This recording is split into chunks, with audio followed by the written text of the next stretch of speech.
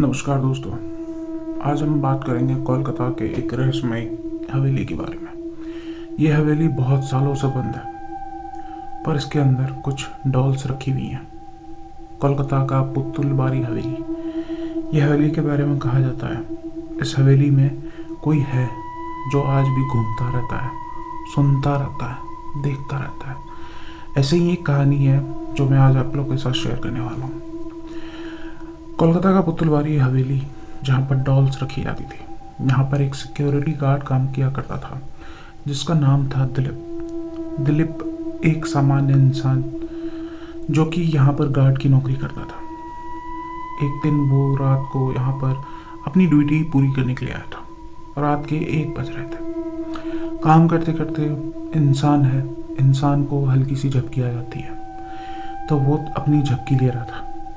जैसे ही वो झपकी ले रहा था, ऊपर से एक पायल की आवाज़ आई। पायल की आवाज़ उसने जब सुनी तो उसे डर सा हो गया। डर इसलिए क्योंकि ऊपर सालों से कोई नहीं था और वो कमरा बंद था।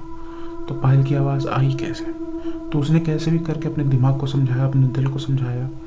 उसने टॉर्च लिया। टॉर्च लेकर के वो ऊपर देखने गया कि आखिर है क्या चीज़। जैसे जैसे वो सीढ़ियाँ चढ़ रहा था, पायल की आवाज़ तेज़ हो रही थी। तेज़ ऐसी कि जैसे कोई ऊपर घूम रहा हो, जो बहुत दिन से यहाँ घूमता हो और जिसको हर चीज़ के बारे में मालूम हो। जैसे जैसे वो ऊपर चढ़ रहा था, पायल की आवाज़ तेज़ हो रही थी और साथ ही साथ दिलीप की धड़कनें भी तेज़ हो रही थी। अब दिलीप ऐसे मुकाम पे था जहाँ पर उसे आखिरी सीढ़ी पार करनी थी और सामने था वो कमरा जिसमें सारी डॉल्स रखी जाती थी। तो दिलीप के हाथ में था टॉर्च।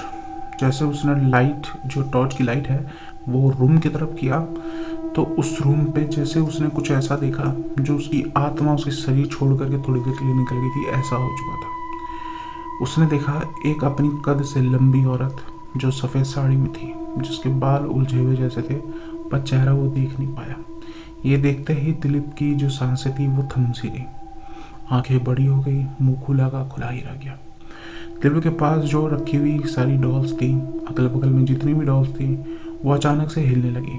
ताज्जुब की बात यह है कि उस रूम में ना तो हवा था, ना तो इंसान जो डॉल को हिला सकता।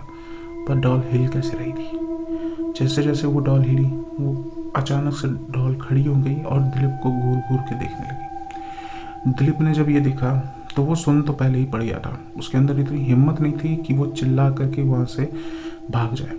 उसके पैर भी एकदम जम गए थे, ऐसा हो चुका था। पर दिलीप ने अपने अंदर हिम्मत की और जोर से चिल्लाया।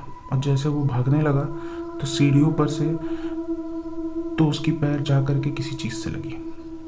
जैसे वो गिरा, उसके कान में एक हल्की सी आवाज आई जो कि बहुत भारी थी। वो आवाज थी, यहाँ आना मना है। वो नीचे गिर गया। वो सीढ़ियों से गिरता हुआ उस हवेली के दरवाजे तक पहुंचा। वो तब तक बेहोश हो चुका था। सुबह वहाँ के लोगों ने दिलीप को उस दरवाजे पे बेहोश पाया, जो कि अब पागल हो चुका था दिलीप। तो यहाँ के लोग कहते हैं कि यहाँ की डॉल सजावट के लिए भी नहीं है। यहाँ की डॉल सुनती हैं, देखती हैं और आपको देखती रहती हैं। और आपको लगता है कोई आपको देख नहीं रहा है, पर वो आपको देखती है।